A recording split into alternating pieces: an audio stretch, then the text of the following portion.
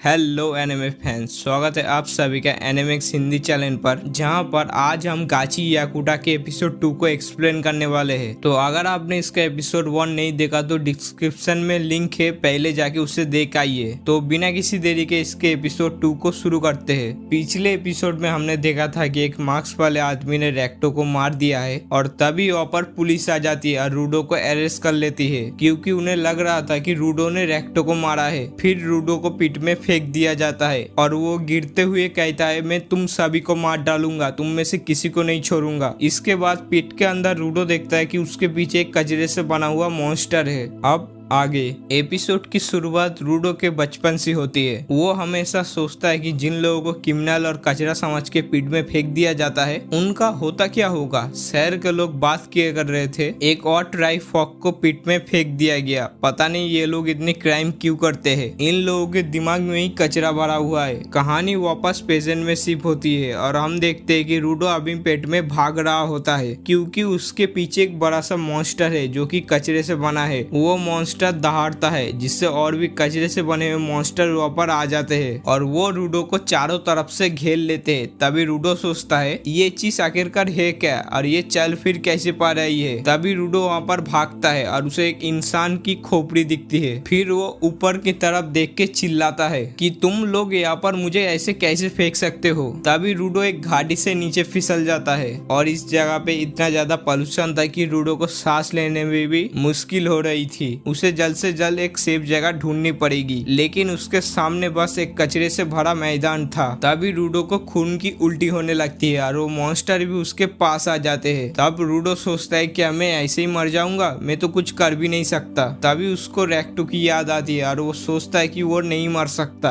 अभी तो उसे उन लोगों से भी बदला लेना है, उन लोगों से जिसने मेरे को अपराधी घोषित कर दिया, उन लोगों से जो कि मेरे को पेट में फेंक गए। और सबसे पहले उस मास्क वाले आदमी को ढूंढना है जिसने रेक्टो को मारा था, और तब तक मुझे जिंदा रहना पड़ेगा। और हम देखते कि रूडो के ग्लव में एक हल्की सी एनर्जी आ जाती है और उसे अपने सामने कुछ चीजें चमकती हुई दिखाई देती है और वो एक पाइप उठा लेता है। और जब वो मॉन्स्टर रूडो को खाने आता है, रूडो उस पाइप से उसके ऊपर अटैक कर देता है। तभी हम देखते कि एक आदमी दूर बैठे उसको देख रहा था। तभी इधर हम देखते कि रूडो पाइप उठा के उस मॉन्स्टर को पीटने लगता है और फिर एक कारपेट को उठा के दूसरे मॉन्स्टर को भी डिस्ट्रॉय कर देता है। और वो जिस भी चीज को छू रहा था वो हथियार बनता जा रहा था, मानो कि उसके अंदर कोई सुपर पावर आ गई है। लेकिन सांस लेने से वजह से उसकी हालत खराब होती जा रही थी। लेकिन वो सबसे बड़ा मॉन्स्टर अभी भी बाकी था जो कि रूडो को दूर फेंक देती है। रूडो देखता है कि वो किसी आदमी के सामने गिरा है जिसके हाथ में एक अम्ब्रेला होता है और उस आदमी ने अपने मुंह पे मास्क पहना होता है। वो आदमी रूडो के मुंह पे भी एक मास्क पहना देता है जिससे रूडो अच्छे से सांस ले पा रहा था। तभी रूडो उस आदमी से पूछता है क्या तुम यहाँ पर रहते हो, ये जगह आखिरकार है क्या, वो मॉन्स्टर क्या था।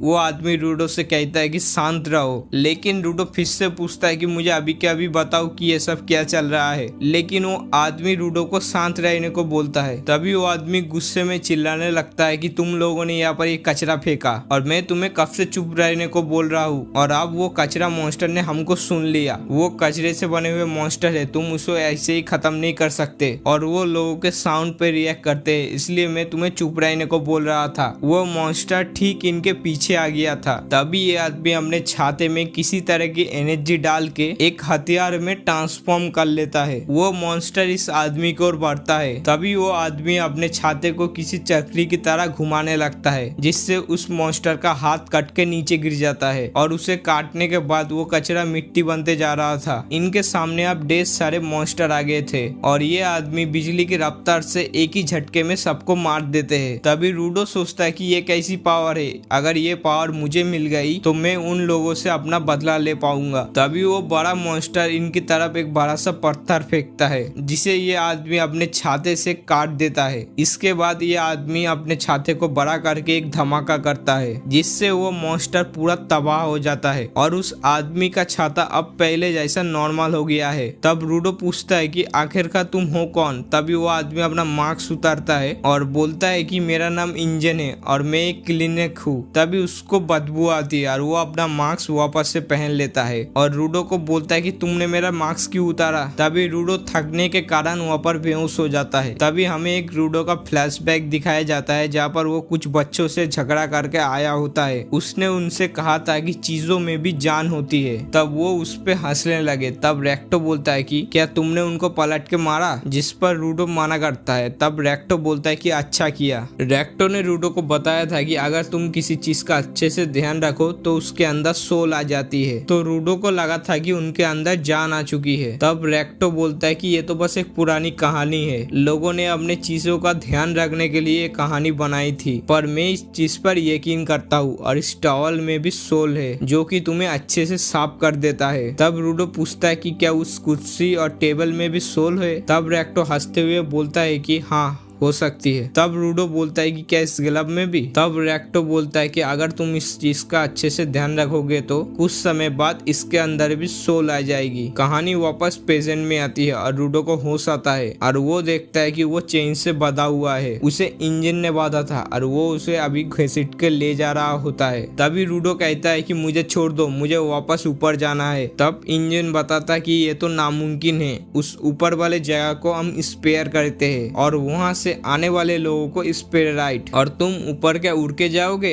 अभी तो ऊपर जाना नामुमकिन है। तब रूडो बोलता है कि मैं वापस जाऊंगा और चाहे कुछ भी हो जाए। और तुमने कहा कि ये अभी पॉसिबल नहीं है, इसका मतलब है कि तुम कुछ तो जानते हो कि ऊपर कैसे जा सकते हैं। मुझे इस दुनिया के बारे में जानना है और उस मॉन्स्टर के बारे में भी और तुम्हारे पावर्स के बारे में भी। मैं इन पावर का यूज करके इस पेयर में रहने वाले कमीनों को मार दूंगा और जब तक तुम मुझे ये सब बता नहीं देते मैं चुप नहीं बैठूंगा। इंजन बोलता है कि ठीक है, मैं तुम्हें सब कुछ बताऊंगा और उसे घसीट के एक खाली जगह पे लाता है और वो रूडो को यहीं पर ही छोड़ के जाने लगता है। तभी सामने वाले घर में से कुछ लोग बाहर आते हैं। तभी एक आदमी सामने से आके रूडो से पूछता है कि बच्चे तुम कहाँ से आए हो, ऊपर से आए हो क्या। तभी रूडो बोलता है हाँ, मैं ऊपर से गिरा हूँ। ये सुन के वो सारे लोग अपने मार्क्स फेंक देते हैं और बोलते हैं कि क्या तुम सच में ऊपर से आए हो। मैंने आज तक ऊपर से आए किसी इंसान को जिंदा नहीं देखा, लेकिन ये तो हमारी भाषा बोलता है, क्या सच में ये ऊपर से आया होगा।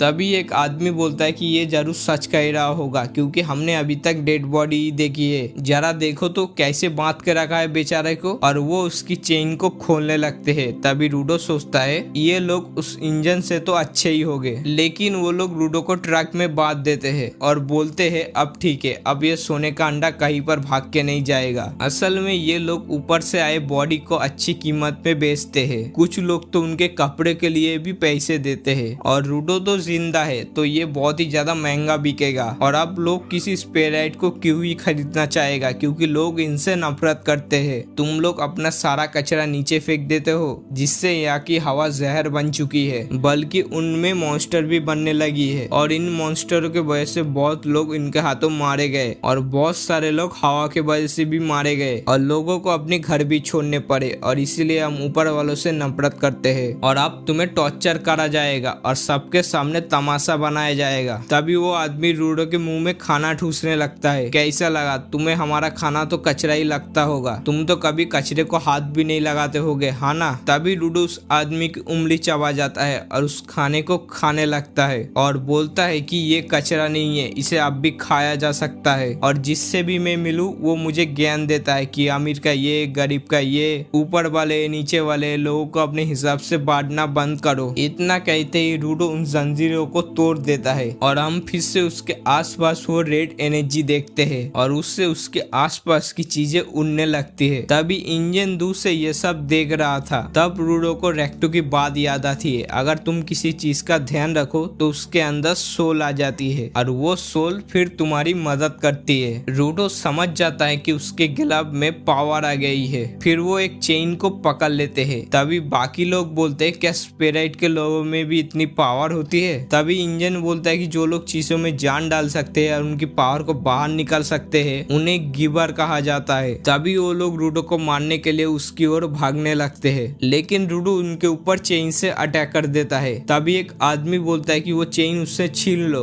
एक क्रीपर अपने ऑब्जेक्ट के बिना कुछ भी नहीं कर सकता। ये लोग उसकी चेन उससे दूर कर देते हैं, लेकिन रूडो एक टायर को उठा लेता है और उसे ट्रांसफॉर्म कर देता है, और जिसे देख सबके होश उड़ जाते हैं कि ये तो एक से ज्यादा ऑब्जेक्ट यूज कर सकता है। रूडो उस टायर से सबको पीट के हरा देता है और फिर से उंगली कटे वाले आदमी के पास जाता है, जो कि अब भी उसे गाली दे रहा था। रूडो उसे मारने वाला था, लेकिन तभी वहाँ पर इंजन आ जाता है। रुक जाओ, इतना बहुत है। तभी रूडो अपने होश में आता है और पूछता है कि अभी यहाँ पर क्या हुआ था, और उसके हाथ में भी जो टायर था वो मिट्टी बन के गिर जाता है। तब इंजन बोलता है कि मुझे देखना था कि तुम्हारे पास कैसी पावर है, और अब मैं तुम्हें इस दुनिया इस पावर के बारे में सब बताऊंगा। बदले में तुम्हें क्लीनर ज्वाइन करना पड़ेगा, हमें तुम जैसे लोगों की जरूरत है। तब रूडो बोलता है कि मुझे नहीं करना, और ये एपिसोड यही पर ही एंड हो जाता है। तो दोस्तों, यही था गाची याकुटा का दूसरा एपिसोड। तो अगर आपको ये वीडियो अच्छी लगी है तो वीडियो को लाइक करके हमारे चैनल को सब्सक्राइब कर लो, और मैं मिलता हूँ आपसे इसके नेक्स्ट एपिसोड में। तो तब तक के लिए बाय बाय।